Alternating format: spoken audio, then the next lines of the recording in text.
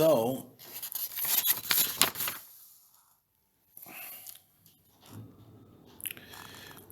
when when the king was asking the other two representatives of of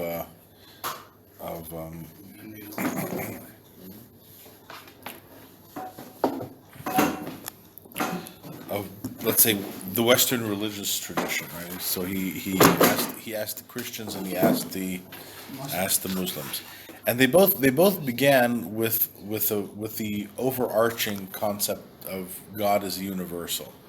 Okay, so the Christian began with the statement, I believe that all the creatures who are created, no, that everything that exists is created except for God, who is primordial, and He created the world in six days. So he's taking his religion back to the highest principle, okay, or the most universal principle. The Muslim has pretty much the same track, although he says it somewhat differently. We believe in the oneness of God and his primordial being, and in the creation of the world, and how all people are related to each other by Noah, by Adam and by Noah. All right, and the problem here with them is that when you get down to proving the critical factor here, which is that this universal cosmic God actually has an interest in what people do with their lives. They can't substantiate it other than to say, well, we took over after the Jews. Okay, so the Jews do have this claim and this collective memory, as it were, or a national tradition that says that God took us out of Egypt and commanded us.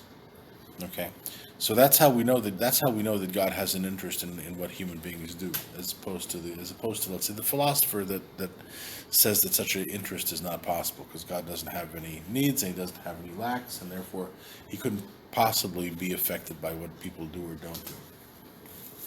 All right. When you say people, do you mean people as a person or peoples as the whole? Is there Well, a difference?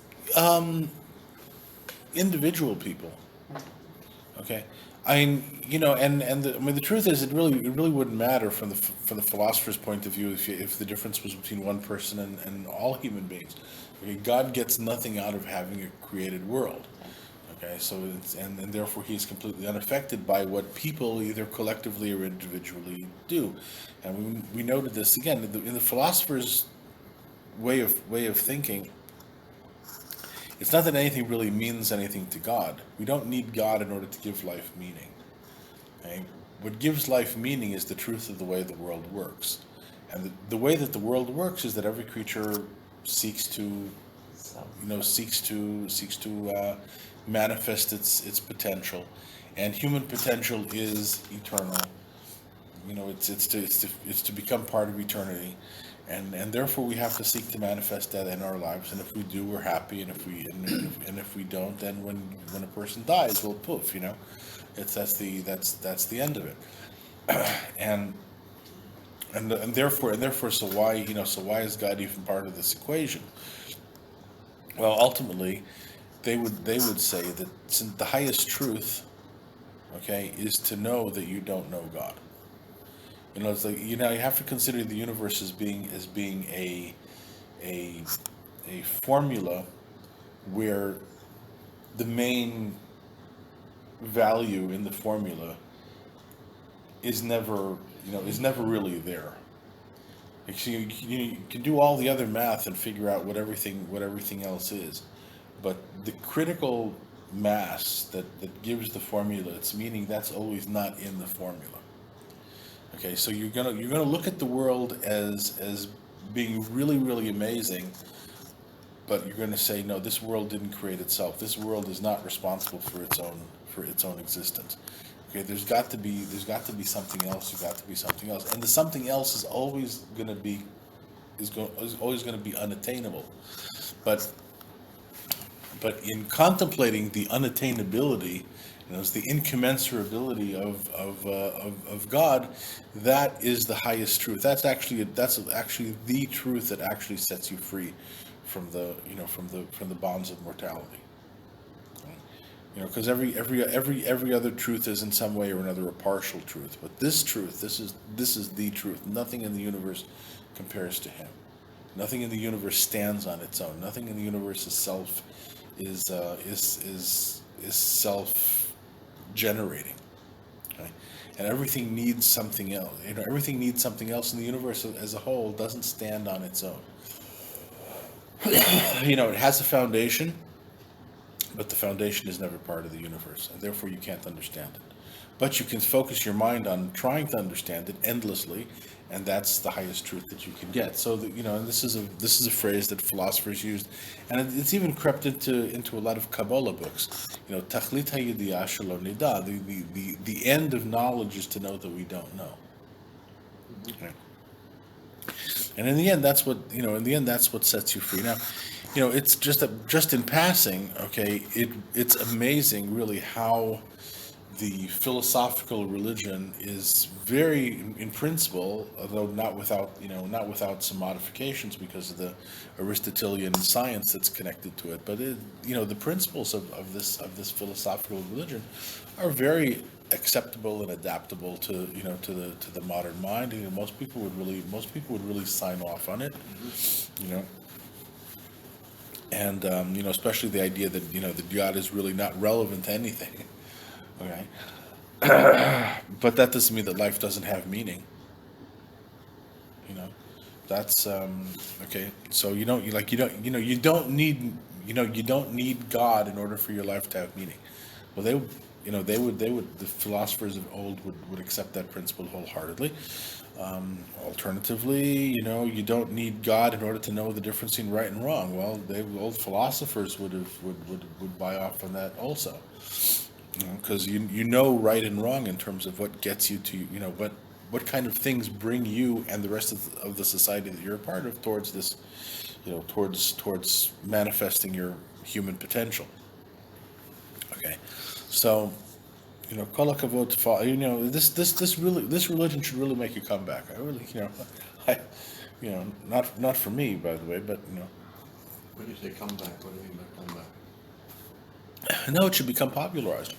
Oh, I see. Because all of the complaints that people have against religion, they have against the idea of the creator God, who has an interest in us, who's pushing things around, who's making things happen, and their concept of God was completely different. Their concept of religion was different. Their concept of ethics was different. Mm-hmm. Okay, but anyway, so I just want to, the other two guys, the Christian and the Muslim that we had, so they started off both with presenting the universal God, okay, and then moving on from there to their particular story, because these religions do have, both Christianity has a very very elaborate story about what happened that you all have to believe in, as we know, and Islam has a less elaborate story, but it still has a narrative. Okay, and in the end, like I said, when it gets to the thing that's really, really significant, that God has a will for people to do in this world, you can't avoid going back to the Jews as being the proof for that. How much did Islam collect of other practices? Because Christianity took on Yuletide, Yeah. all those sort of things, and Easter. Did Islam do the same thing in the East, or don't we know? Well, first of all, I'm not that competent to speak about. Okay, to speak about Islam anyway. It does. I would guess. Okay, that most of the practices in Islam existed in one way or another amongst Jews and amongst other, serious religious people. Okay, Jews pray 3 times a day. Muslims pray 5 times a day. Jews fast on Yom Kippur. Muslims fast for a whole month and during Ramadan. okay, et cetera, et cetera. I think that Muhammad could have come up with these practices, or regardless of whether he knew Jews or he didn't. But he certainly, absolutely did know Jews, okay? And a lot of the content of the Quran is retold stories that are in the Tanakh. A great deal of the content of the Quran is retold stories. Yeah. Okay. So the king of the Khazars decided that, okay, well, I have to talk to the Jews. They're the remnants of the children of Israel. They're the ones who can tell me something about what God wants. Right? And he calls to the Jewish sage, and he says, and he asks him about his faith. And the Jewish sage does something completely different than all of his predecessors. He begins by saying, "Look, I believe in the God of Abraham, Isaac, and Jacob, who took us out of Egypt with signs and wonders, and he fed us in the desert, and he gave us the land of Israel, and he gave us a Torah through Moshe Rabbeinu, and afterwards many thousands of prophets, and we believe in everything that is written in the Torah, and the things are well known. What's written in the Torah." So the king begins like this, and this is okay. In my book, this is paragraph 12. Not for nothing did I choose, or did I decide at first not to ask the Jews about their religion, because I know that the chain of their tradition has been disconnected for a long time, and that their minds have shrunk, and that their poverty does not leave them any good attributes whatsoever. Should you not have said, O you Jew, that you believe in the Creator of the world, who organized it, and who directs it, and who created you, and who feeds you, and all the other things about the divine attributes which every other religious person believes in, and because of these divine attributes of endless compassion, and they strive towards truth and justice, because they want to be like God in His wisdom and His justice. Okay, and so the king has a pretty negative attitude here at first, and by the way, this I think I might have mentioned once upon a time when we started this, that there's that passage in the Ibn Ezra where he discusses with Ibn Ezra is a young man discussing with the old man Rabbi Yehuda Halevi about why Hashem, when he says I am the Lord your God, he doesn't say I'm the Lord your God who created heaven and earth.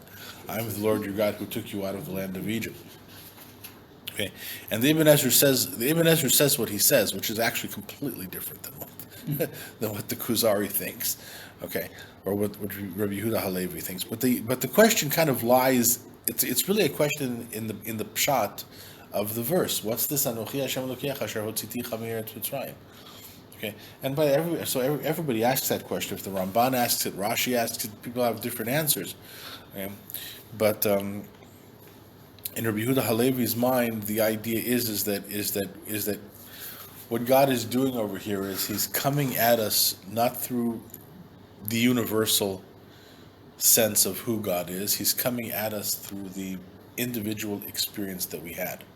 So it's a difference between having an individual experience of something and having a universal knowledge, starting with universal first principles and developing some kind of knowledge about that. Because nobody was there when the world was created. We were all there when we got out of Egypt. Okay. Yeah? Well, we were all there when we got out of Egypt. I know, are you saying we were all there for the creation of the world? No, I said we weren't. Oh, we weren't. Yeah, we weren't there, but we were there for going out of Egypt. Now, so there's a witness to that. okay. Now, the interesting thing is that anybody coming at it once again from a philosophical perspective, or even from the perspective of Christianity and Islam, they're thinking universal truths. Knows they want the universal religion that is true for everybody, because there are certain things that you can understand about life And once you understand them, you know there is a God, and you know this, and you know that, and everything works from the highest principles down to me and my life. And and in the end, the purpose of all of this is to bring my life into coherence with the universal principles. And that's why the other religions, they all start from the universal principle down to down to the individual narrative. And he starts from the narrative and maybe gets to the universal principle. We'll see how this plays out. So the Kuzari defends himself by the sage, the Jewish sage, he defends himself by saying, Mashata Omer, what you are saying is true about any religion that is founded on logic or reason, and is intention, or has the intention of directing the nation or directing the state. A religion that arises out of intellectual investigation, however, has many doubts that creep into it. And if you were to ask the philosophers, if you were to find them actually agreeing on one action or one opinion, okay, if you were to ask the philosophers, you would not find them agreeing about one action or one real opinion, because a religion like this is based upon claims, which some of them can be proven absolutely, others can be shown to be reasonably plausible, okay? And the rest of them you can't really bring much of a proof one way or the other, and certainly you could not prove them. You can't offer a solid proof to them. Right. So he's beginning to say, look, our religion is not founded on speculation. It's not founded on human thought. It's not founded on some ideas that we need to work out. Because between maybe the most universal principles you'll all be able to figure out. Okay, and you can start with those. But when you especially when you get down to the level of what do you do, how does this play out, what's happening, that's when you begin to run into things that you can't, some of them you can show are plausible, some of them you can't really prove one way or the other. Okay. So all right, so the kind of certainty that we have about our religion is because our religion comes to us from not from thought, not from, let's say, speculation, okay, but from our own experience of an encounter with God, some event that did something to us. So the Kuzari, so the king kind of switches back and he says, I see that what you say now is becoming a bit more sensible, more than the way that more than your opening statement. So I'm going to continue to listen to you. Okay. So what happened is the Jew begins by presenting the particularistic, specific, individual events that brought us to be who we are. Okay. And the king thought that this was pretty crass, because this is really not a true religion at all. So it's because it's just based upon something happened to you. Well, something happened to you. Big deal. Okay, what does that have to do with the universe, the cosmos? What does that have to do with truth? And by the way, there's a point to this, because there's really two kinds of truth, right? There's one kind of truth which is like truth with a capital T. And that truth would be, I don't know, well, that truth would be something like God exists, let's say, Okay, that kind of truth with a capital T would be, I don't know, life is valuable. Some things of that nature, right? Now, then on the other hand, is what I ate for breakfast today. Now, it's also true that I happened to have a bowl of chocolate cereal this morning for breakfast. That's true, but it's not truth, because really it ultimately doesn't mean anything. There isn't anything that you can take out of it. the truth that you're looking for, the truth that sets you free, the truth that merges you into eternity, that's the sublime truth. Those are the big truths. And incidentally, today, by the way, a lot of people would tell you that it's absolutely impossible to find any sublime truths in the world. Okay, because everything is relative and everything is up for grabs and nobody knows anything anyway. Right? You can everything that you can say you can also deconstruct, which would be pretty much the modern terminology for that, or the postmodern terminology for that.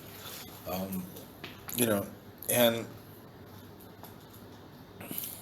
so here we come, from the completely opposite angle. That leave us. We're not starting with the big ideas. We're starting with what happened to me. So how can what happened to me be anything that brings us to the truth? Oh, it happened to you. Well, okay, the Kuzari said this several times. Well, it happened to you. It didn't happen to me, right? These are things. If I was a Muslim, I might be convinced of the inherent beauty of the Quran, but I'm not. It didn't happen to me. Okay, so here the Jew is taking precisely that track. It happened to us. Okay, and now we have to work from here and see. Well, okay, so then how does something that just happened to us, okay, bring us to the truth? But it requires somebody to have a belief that not only did it happen to you, but it happened to every Jew in the generations. Yeah. Well, I think that's one of the things that we are going to have to touch upon. But let's see where it goes from here. Okay. So the Jew says, well, my opening statement is the proof of everything that I said. As a matter of fact, it is the proof that after it requires no other proof and no other sign. In other words, after we've had this experience, all the discussions are off. Okay, there's you don't need proof, and you don't need logic, and you don't need rationalizations, you don't need reasoning. Once this happened to us, then not only does it prove the reality, let's say, because ultimately the game is that God cares about what we do. So it proves that God cares what we do, and it actually proves it in such a way that there is no longer any need to quibble about it, argue about it, dialogue about it, discourse about it, because we're no longer there. So the king says, and how is that? So the Jew says, allow me to give you a few basic foundations. Okay, a few I don't know. Building blocks. Yeah, a few building blocks, a few hakdamot achadot, singular introductions or axioms. Because I see that what I'm telling you is hard for you to accept and seems frivolous to you. So the king very graciously says, okay, provide your basic principles, and I will hear them. I'll hear you out. So the Jew says like this: let's say that somebody were to tell you that the king of India is a man of great compassion, and that you ought to admire him and praise his name, and to tell all about the wonderful things that he does. Right? And all of this, and you should do these things. You should really dedicate yourself to telling everybody about the greatness, wonder, magnificence, compassion, and then wisdom of the king of India. Okay. And all of this you're supposed to do all of this because a rumor or a message has gotten to you, telling you about how righteous and upright the people in his land are, and what good manners they have, and how they deal with each other honestly. So it's basically just, since you know about the people in the country, therefore you can also make assessments about who the king is, because you know the people in the country, and they're the people in the country are so virtuous and good that you got to say to yourself, is that really India? What, the people in the country are so virtuous and good that you have to know that the king of India is like even more virtuous and good than they are, and therefore, O king of the Khazars, take half your treasury, invest it in promoting, popularizing and promoting the reputation of the king of India. Would you feel any need in your soul to do that? And the king says, well, why would I? First of all, I would cast a lot of doubt into this, okay? Because maybe the graciousness and goodness of the Indian people is because of their own good manners, and it's possible that maybe they don't have a king at all, and maybe it comes from their king, or maybe from both sides together. So the king basically says, listen, okay, fine,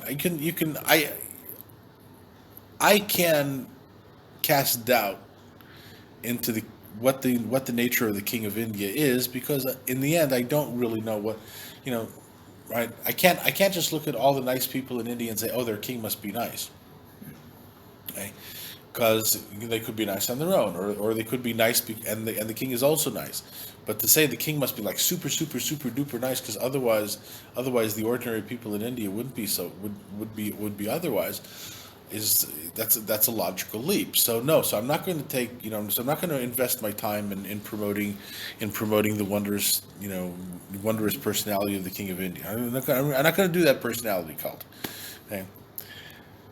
So then the friend says, the Jewish guy, then he says, well, let's say that messengers from the king of India came to you with messages that you cannot doubt,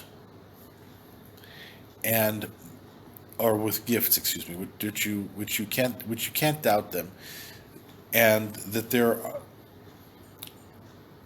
they are found only in the palaces of the kings of India. And there's a letter that comes to you that only the king of India could have written. And along with this letter comes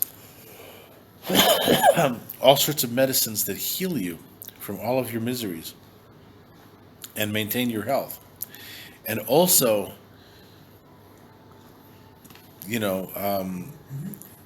chemical weapons for your enemies and all those who fight you, which will cause them to just collapse in front of you when you go out to fight them without using your own soldiers and without weapons, like chemical weapons. Just kill the enemy. Forget about it.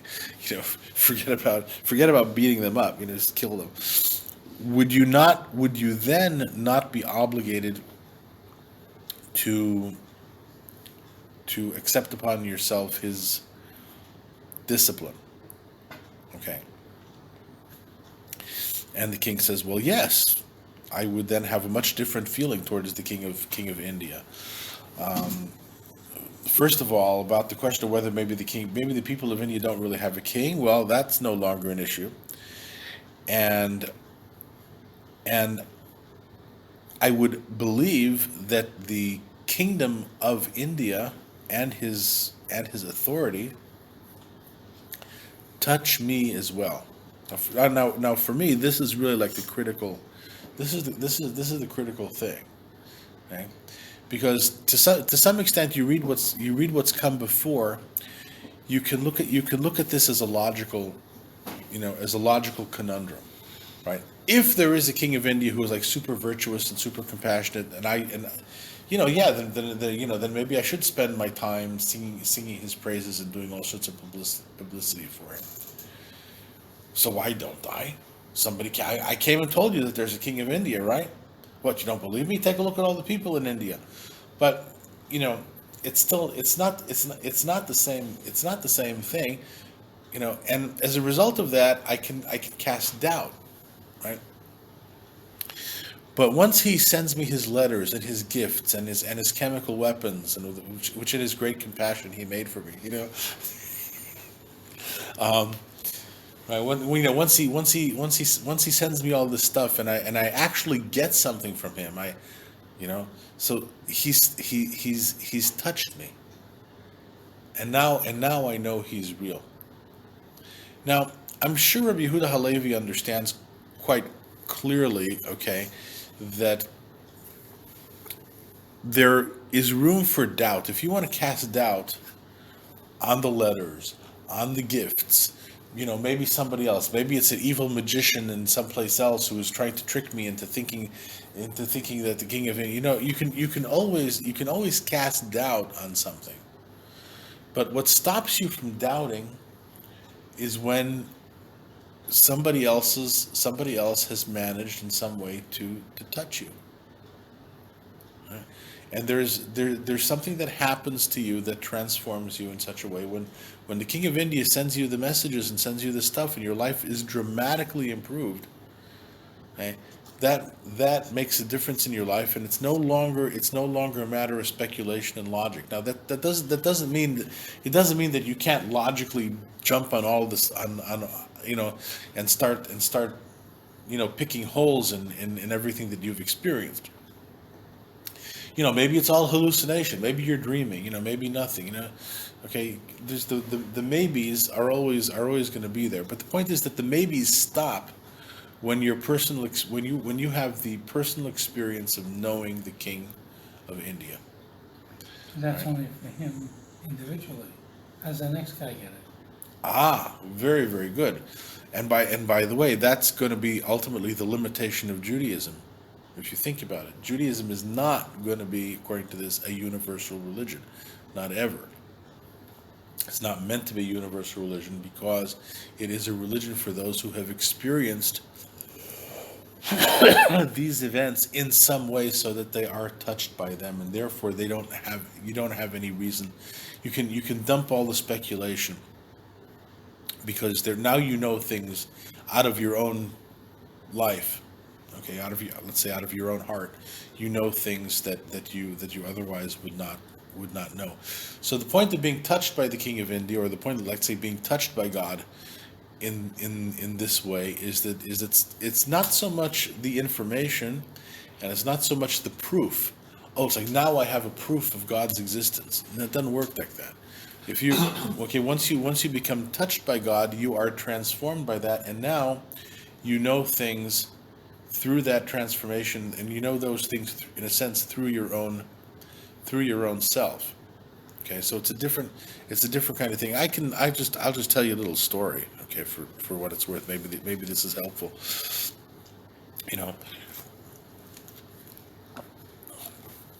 I am by temperament, a very by temperament I'm a very cynical person. And Holocaust survivor type thing also, Oh yeah, trust Hashem, And one thing that I cannot tolerate, I cannot tolerate rabbis that get up and tell you stories about faith and trust in Hashem, and tell you Holocaust stories too, like in the same 10 minutes, somewhere that really rubs me the wrong way. So temperamentally, I'm not a trusting person. I have a really hard time with emunah and bitachon in Hashem. Strange thing is that Hashem has given me just about everything that I've ever wanted. Go figure that. Yeah, really. Like, is there anything that is? Sure. There's also a bunch of frivolous things. I'd like more vacations in the Bahamas and like a private jet so I could, Only in the rain you get. I'd like a private jet so I could fly to Italy and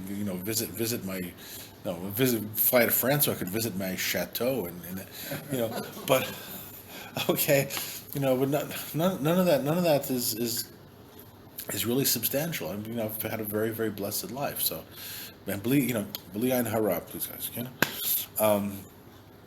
But there was one event, and it really was an event that, like, for the first time in my life, I felt like, wow, Hashem loves me and cares for me. Okay, and it's going to sound pretty funny, all right.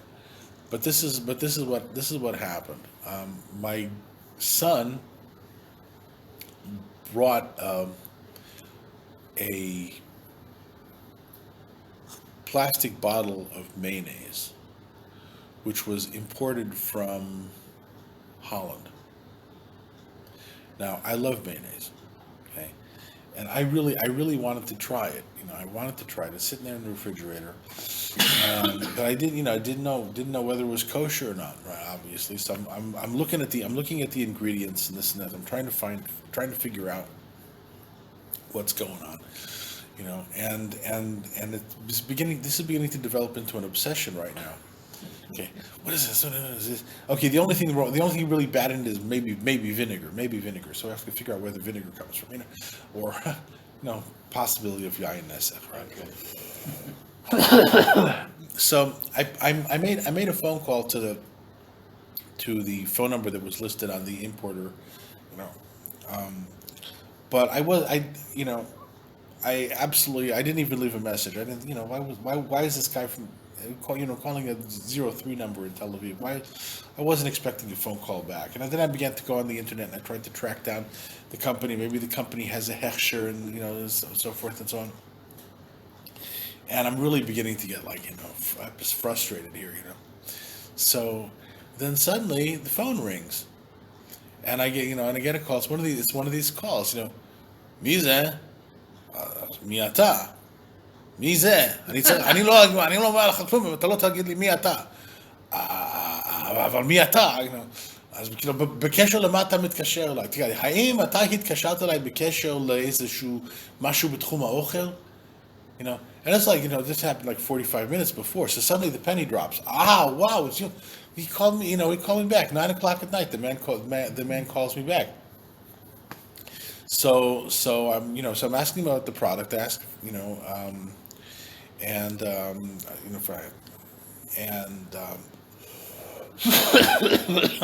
it turns out that the product actually has a hechsher in Holland, which he was able to send to my email. Just hadn't been accepted yet by the Rabbi Nathan Glick.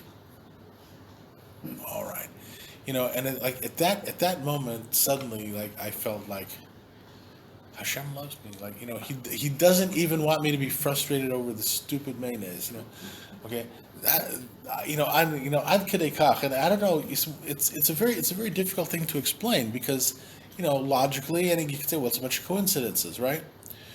But at that moment, I felt, absolutely touched, and I knew I was touched. And you can tell me, you can tell me coincidence from today till tomorrow, But it's not going anywhere. I know that there's a God. I know that God cares about me. I know that God even wants me to have the stupid mayonnaise that I'm obsessing about needlessly. All right. So So what else do I have to worry about in life? Really, man. Take it easy. Because that didn't stop numerous anxiety attacks while I was in America. America was terrible. I had big anxiety episodes over there. But. So, but that's the story. That's how it happened. That's how it happened to me, And so, how would the philosopher explain that? How if he wouldn't? He would say that this experience I just had is no different than what I had for breakfast. In other words, it's not a real truth because it's something that can either happen or not happen. Something that can happen or not happen is not truth. Truth is that which is. Well, to you it was truth. To me, it was truth because it happened. So here you have this. This is the difficult conundrum over here. Is that how do you have, shall we say, a universal truth of some sort, which happens to you? And maybe it's not even. And the truth is, it isn't even really a universal truth when you think about it, because it happened to me. It didn't happen to him. I don't even expect that story to convince anybody. I'm gonna go start preaching to people. Let me tell you the story about God's love for humanity. It happened at the mayonnaise from Holland. Yeah, okay. That's okay. That's not. I'm not gonna do any great kiruv work with the mayonnaise story. Okay. But there is a way in which very, very, very important truths for life grow out of specific experiences that we have. Because when we have a specific experience, it changes us. Unlike the intellectual experience, where it basically doesn't change us. If you're a human being and you're sitting here and you're thinking about, God or the universe, or what's real or what's authentic, and you're thinking about all these very, very big things. Okay, you're thinking it, but you're basically the same person before or after. You just have advanced a little bit on your level of smartness. Okay, it's events that change us, not ideas. Okay, and so that's basically what I think he's saying, which is why, in the end, this little line, then I would believe, okay, that the rule of the king of India and his commandments or his authority touches me too. Because there's been something that generates a line of communication. Now you'd be surprised. The traditional commentaries over there seem really, to my mind, not to get it. They just don't get it. Because they're still thinking in terms of proof. Like if I can prove that there's water in this cup, okay, then I've accomplished something. If I can prove that there is a God, so the question is, how do you prove it? Do you prove it through intellectual research, or do you prove it through an experiential event? I think it goes way beyond proof, and I'm pretty sure that's what Rabbi Yehuda Halevi is driving at. There's things here that you go beyond logic, beyond proof. And once again, we're still at the very, we're still on the first steps of what that's going to look like, or how that's going to play out. But okay.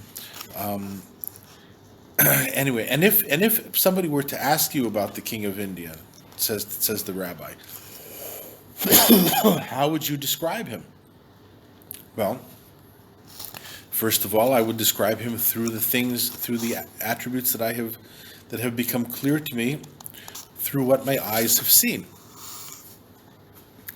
and others, and after them, I would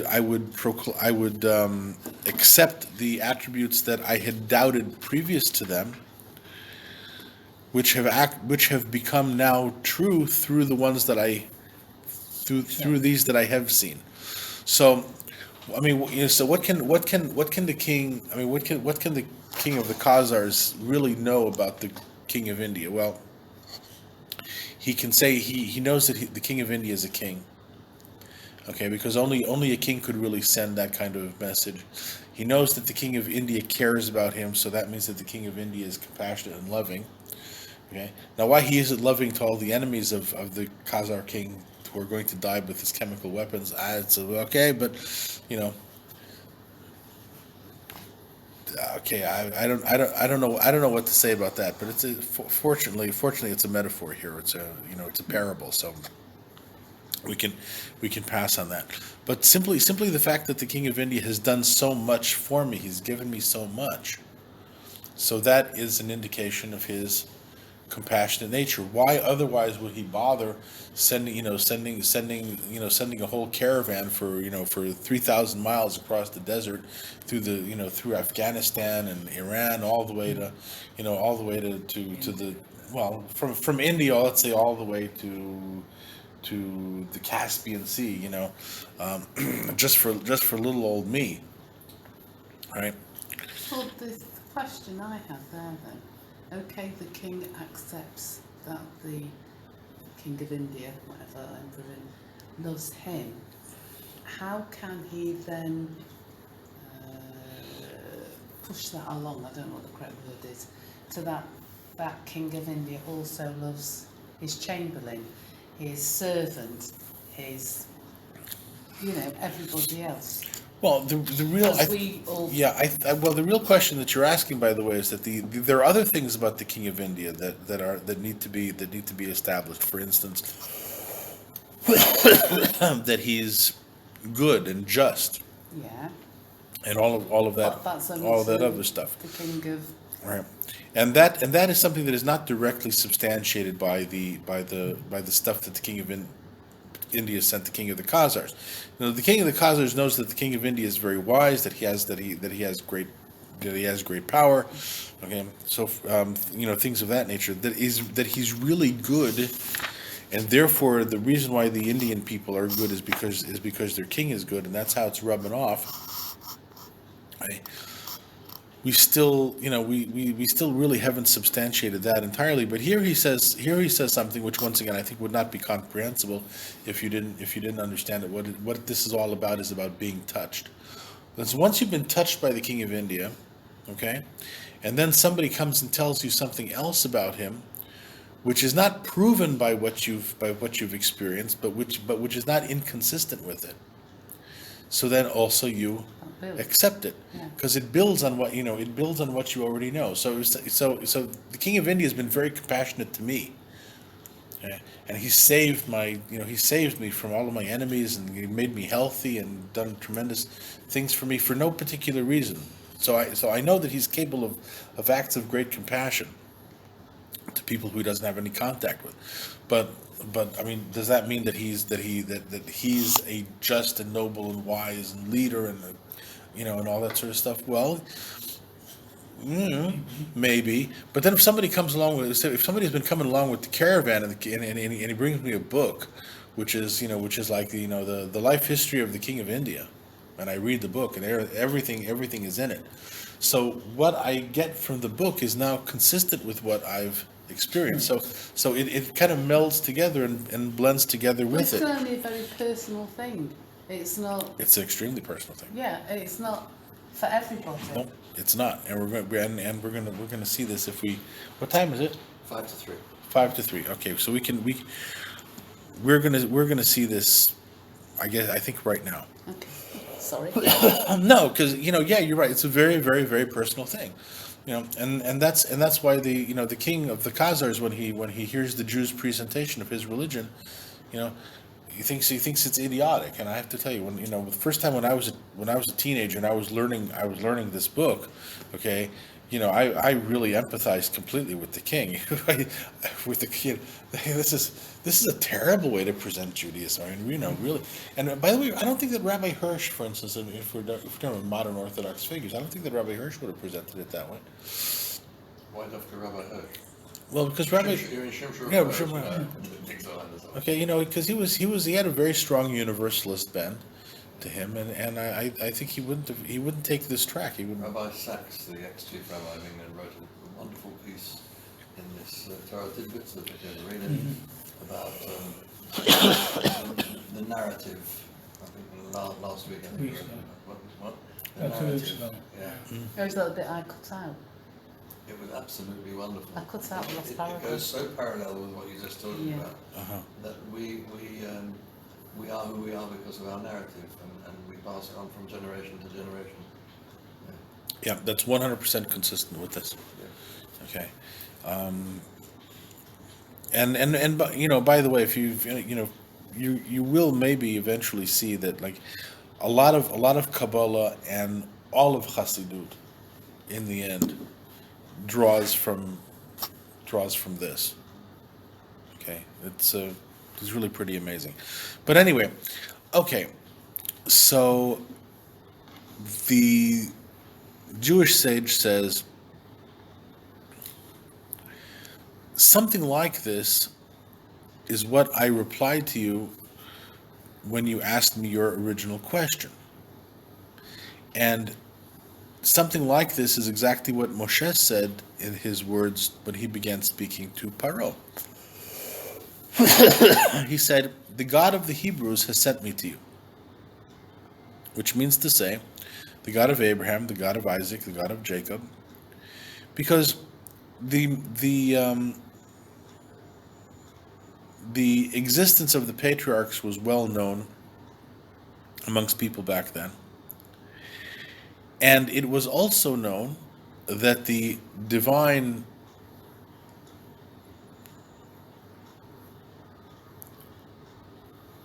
whatever it is, well, the divine, let's say, I don't know, the divine consciousness, divine presence is, Ha'inyan Eloki, once again, the divine, I don't know, thing of, I don't know. Just for the heck of it, I'm going to say the divine consciousness, okay? Because I guess not that inyan is such a vague word that it's basically just a divine something, right? But this divine something connected itself to them, and it watched over them, and it did miracles for them. And he didn't say to Paro, the God of heaven and earth sent me to you, and not my creator and your creator sent me to you, but rather the God of the Hebrews, because that is the God of Abraham, Isaac, and Jacob, who had certain kinds of stories and certain kinds of experiences, and by the way, they had the divine consciousness with them as well. He has Devar. The matter of God, if you like. Okay, the idea of God, like I said, there's no, and I noticed that there are times when it switches to Inyan also. Okay. Right, but so we're going to have a lot of opportunities to talk about what this divine consciousness is. But it says that it attributes this to the patriarchs. The patriarchs had this. The patriarchs experienced this, and that made them who they are. Now that's pretty much the divine whatever is pretty much the equivalent of getting the letter, or getting the letter with the gifts from the King of India. That's how the King of India touches the person that he wants to favor. This is how God touches the patriarchs through this divine consciousness. Okay? And therefore also, when God spoke to all of the children of Israel, he opened by saying, I am Hashem your God who took you out of the land of Egypt. He didn't say, I am the creator of the world and I created you. And therefore I also, when you asked me originally about my beliefs, I answered you and said that I told you what is the thing that obligates me and obligates all of the children of Israel, something which has become clear to all the children of Israel originally through what they saw, and afterwards it has been passed down from one person to the next through a tradition which is similar to the vision of your own eyes. Oh, I like that. Yeah, well, okay. So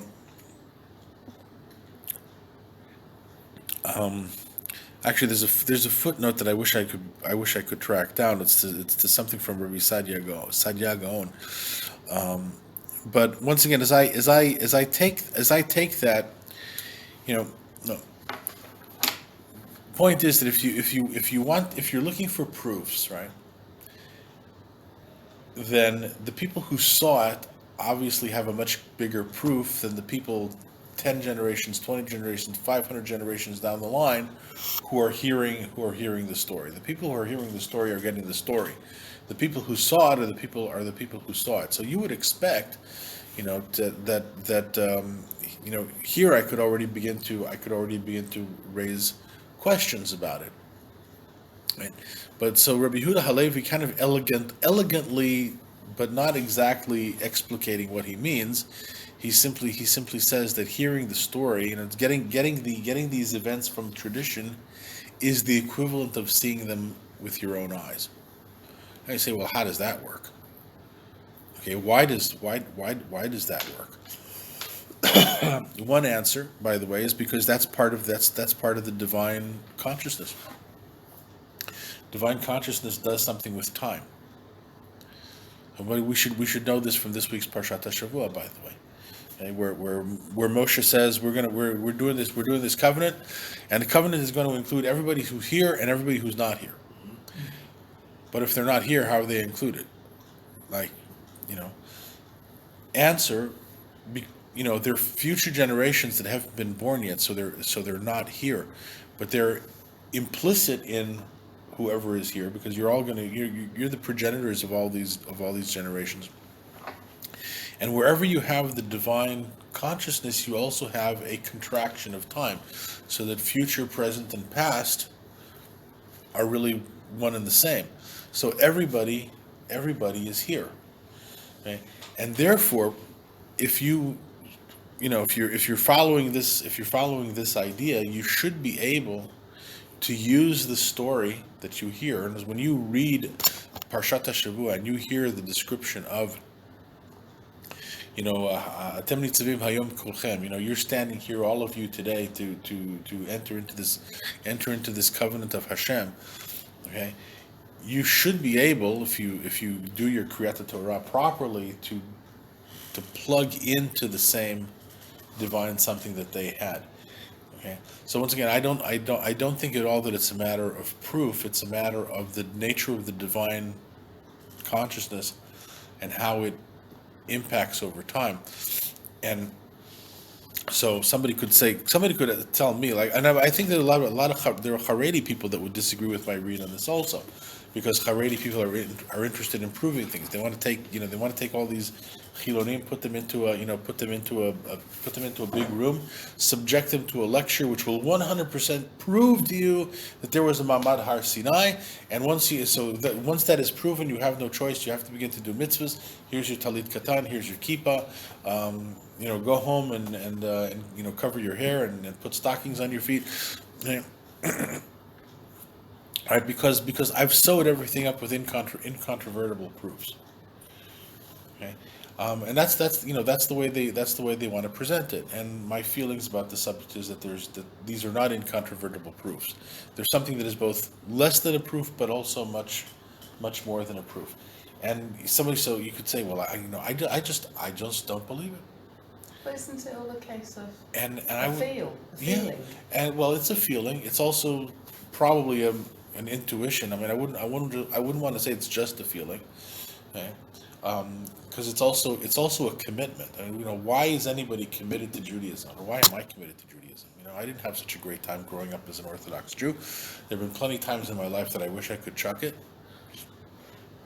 but I don't. I consistently come back to it. I have a choice whether I can do this Aveira or that Aveira, but I don't seem to have the choice to leave. Some people do, though. Okay, so then you have to ask yourself, okay, so what's going on? Is it possible that the divine consciousness does not actually touch everybody in a generation? Maybe some people don't get it. Maybe some people, they pretend that they get it, but they don't really. Or some people are just going along with what everybody else is doing. Some people have the strength of character to stand up and leave, which takes tremendous strength of character. But so I don't really know what to say to them in order to keep them in the fold. But if this is a kind of transcendent experience whereby we experience our past and therefore we pass it on to the future. In Hasidic books, the whole Seder Leil Pesach is all about doing that. It's all about conveying, and well, I'll take a little digression, right? The bad boy of the Haggadah is the Rasha, and what is the Rasha's crime? The Rasha's crime. Well, first of all, he's smart. Okay, he's not dumb. Okay, he's not a Tom or Sheino Yodea Lishol. He's smart, but he takes himself out of the picture and asks about. Right?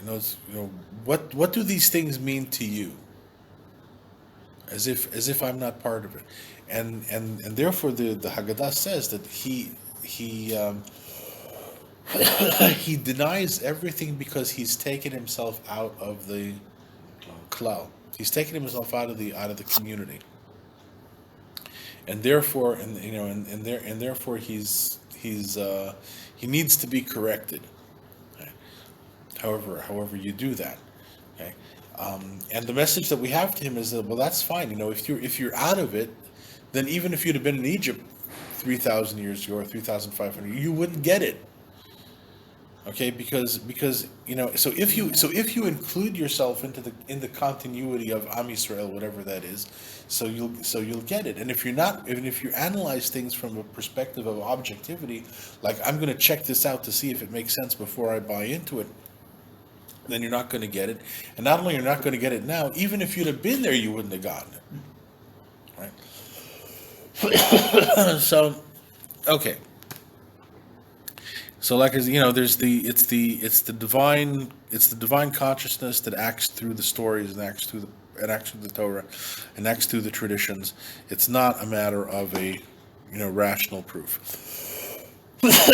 So now the king comes back with this absolutely bomb question. Lefize, according to this, ein toratchem chayevet ki im etchem bilvad.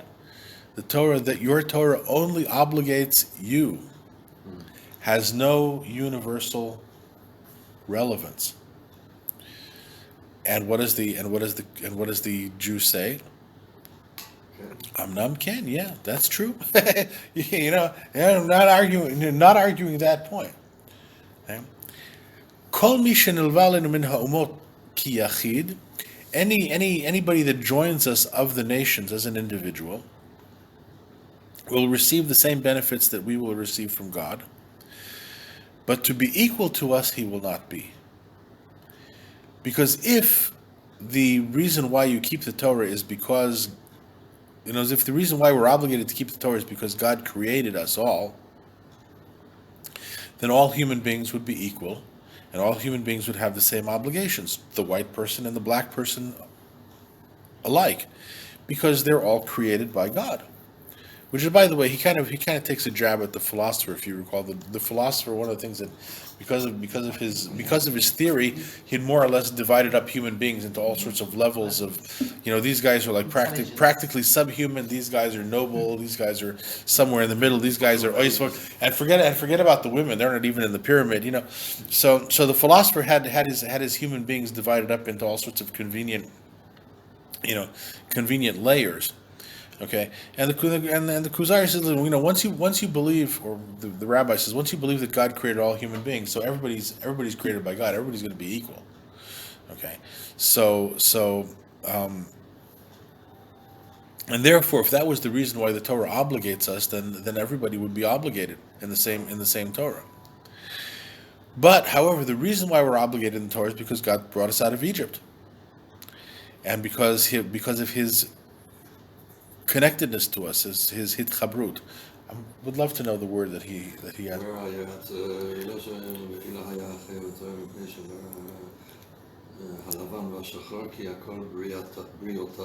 Right.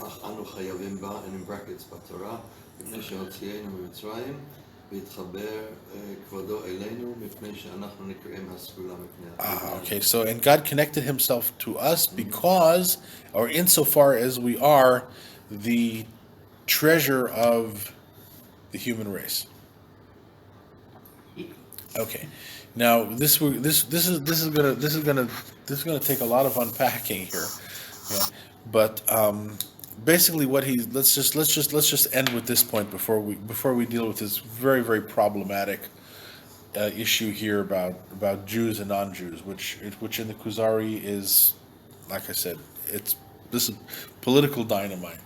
All right. Okay. And I should also say that not everybody buys this. Okay. It's buys the okay. But basically the issue is, so we had this experience, therefore we're obligated by the Torah, therefore we have this connection to God, therefore we have this manifestation of divine consciousness, and therefore we're obligated by the Torah. And you know what? And nobody else is.